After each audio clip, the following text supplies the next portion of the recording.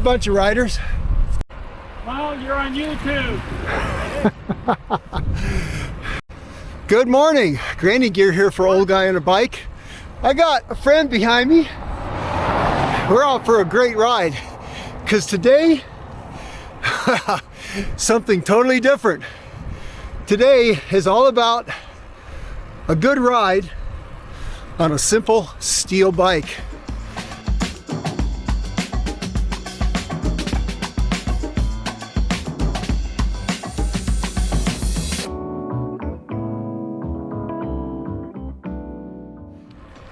To give you a little more detail, let's cut back to my front porch studio where I'll give you all the information on the bike I'm riding.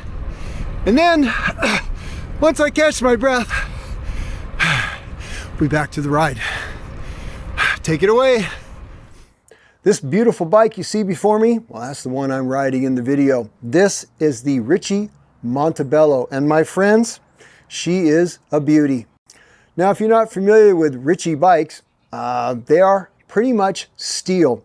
Tom Ritchey, one of the grandfathers of mountain biking, not only a racer rider of great speed in his day, and probably still, he's still putting on tons of miles. He always built in steel, of course, because steel was the frame choice of the day back then when I was getting started in mountain bike riding.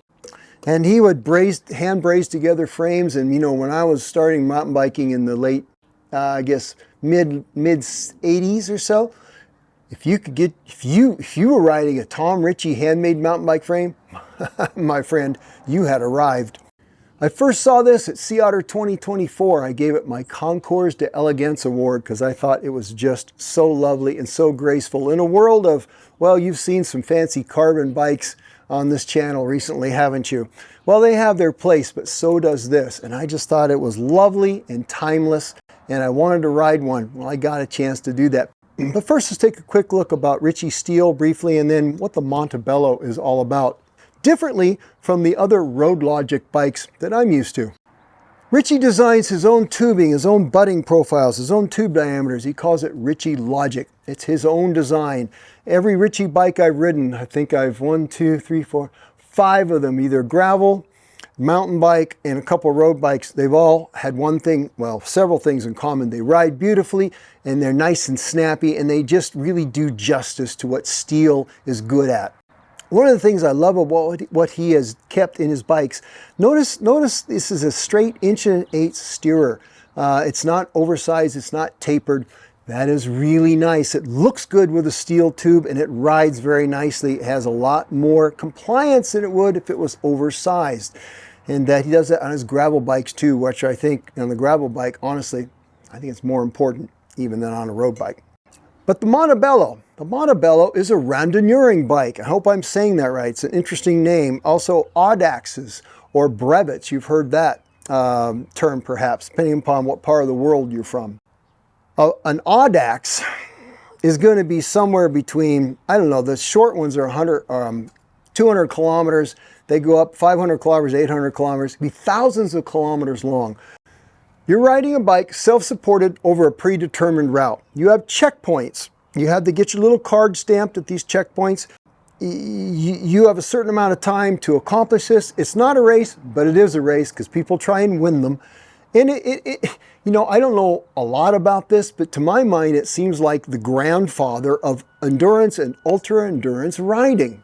It captures my imagination. I think I'd like to do that myself someday. And as I get older, maybe it's something I'll look at. But that's what this bike was built for. It's designed, you can put a front rack on it. It has an internal routing on the fork for like a generator wire if you're running like a generator hub. So because these folks will ride right through the night. And sometimes batteries aren't what you want in a light. You want something that's just powered by your bike. The geometry is designed to be comfortable, stable, smooth, and efficient. So it has about more bottom bracket drop than a normal road bike these days, even more than the Ritchey Logic road bike. So it's about 78 to 80 millimeters of drop. That's quite a bit, but that gives you that low, stable in the bike ride. Chain stays are a little longer, like at 430-ish millimeters. Geometry is just steady. Has more stack, okay? Has more height here than most of the Ritchey Logic bikes do, because Ritchey tends to build with a low stack. He seems to like that. This bike actually fit me exceptionally well. I have no spacers in it, and that put the bar just where I wanted it. The reach is just perfect for me, and this is a size large, so it fit me really well at 6'2". And you can see I had plenty of room to bring the handlebar up if I wanted to. So between the rack mounts and the fork, the extra tire room with fenders, this supposedly takes a 40. I had 38s on it with no fenders. Plenty of room in there, and that was a lovely, lovely ride for the day I rode this bike, and you'll see that in the video coming up. Interesting, this was built with Microshift Sword Group. It's a 2x 4830, I think it's 4830 or 31. I don't know a lot about this group, but I was interested to ride it. It's certainly a budget choice. It is very, very economical. You know, and it worked okay. Mechanical disc brakes, that's not so great, but it's simple. And maybe, you know, especially if you're going to travel with something, hydraulics sometimes aren't your friends. So it worked. It shifted okay. It feels a little unrefined.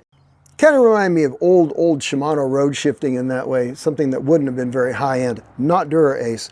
Now the bike, it's heavy. It's heavy. You know, I've been lately picking up things like that, the Basso SV. You know, it's not light. But here's the thing, and you'll hear me talking about it on the video. If your goal is long miles, moderate pace, measured pace, you're not trying to crush the world in KOMs, that weight is way, way less of consideration compared to comfort, stability, and practicality. Anyway, that's the Ritchey Montebello. You can hear me talking about what it's like to ride in the video. And I appreciate Ritchey sending this out for me to try. It is a lovely bike. It would make, honestly, a very, very nice road bike / maybe even light all-road bike. Even if you're not interested in doing the Audaxes, the Brevets, the Randonneuring riding, it is still a lovely, lovely bike. And maybe the fit for this actually might fit you better than some of the other Ritchey bikes. So if you struggled with not having enough stack, well, I'd look at the Montebello. It is beautiful. It's lovely to ride. She ain't light, but she is a smooth, smooth ride. All right, you guys, have a great week or weekend. And as always, you go ride your bikes. Roll video. All right, we're rolling along on our beautiful ride this morning. 55 miles or so, we're gonna ride to the beach. Then we're gonna come back inland and finish it out. It's a great day. Check this out. It's just beautiful. We're seeing other cyclists out. Beautiful day. And you know, this Montebello, when you pick it up and put it on the rack, it's kind of shocking how heavy it feels. Because honestly, we're getting pretty used to picking up, you know, carbon road bikes and whatnot. This even weighs more than my gravel bike. Once you get it rolling, it's a sweetheart. It's so smooth. And you know, a steel frame, the way Ritchey can do it, it feels snappy. You can step on it. You're not pushing this wiggly thing around. It's not that at all. No, you can tell the weight's there. But when you ride a bike like this, it's not about PRs and, you know, whatever your FTP is. You just kind of slow down a little bit and you just enjoy the day. Good morning, good morning. They're out enjoying the day, but their bikes, they aren't as pretty as this one. It is a beautiful, beautiful bicycle.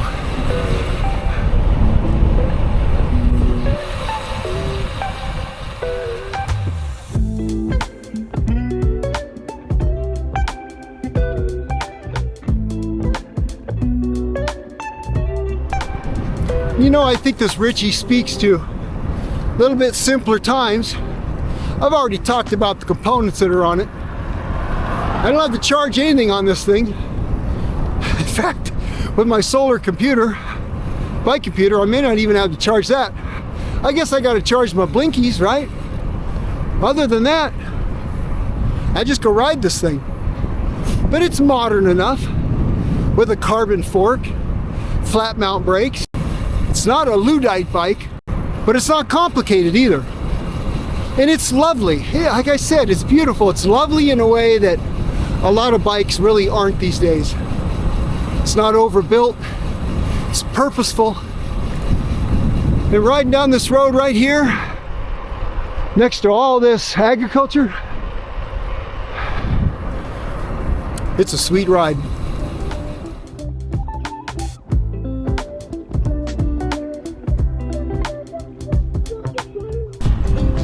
So the first part of this ride, it's a lot of rollers, right?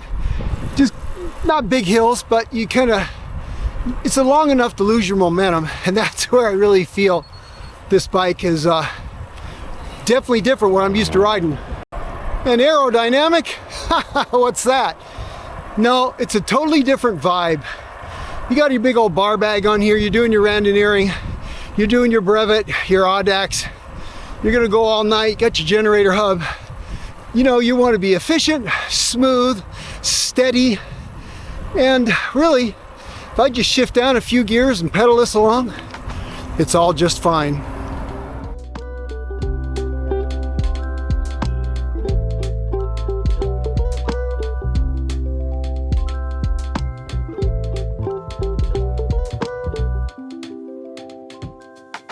I take you inside a bathroom, which I don't normally do, but check these out. These are little potties, all concrete. Come on inside with me. I know you want to. Check this out. Okay. Here's what I think of when I walk inside these. Who lives in a pineapple under the sea? I don't know. It just occurred to me, but that's the way my mind works. All right, back to the ride.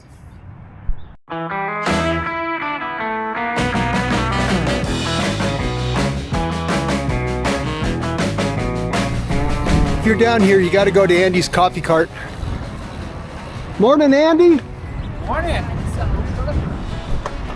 Got to have good coffee. This is a big surfer area here. I think it's Surfer's Point. I don't know, I'm no surfer. But we come down here with the puppy dog, with the cute little dog, and we look for squirrels and we watch the surfers surf.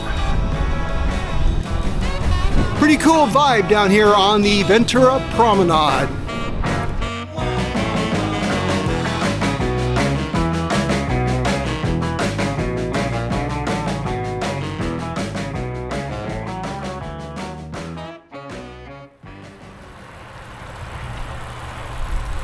Really nice bike path that I'm on here. It goes up, connects inland about 15 miles.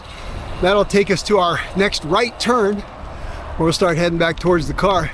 I'm sure in the video from my porch I talked about the tires I'm using.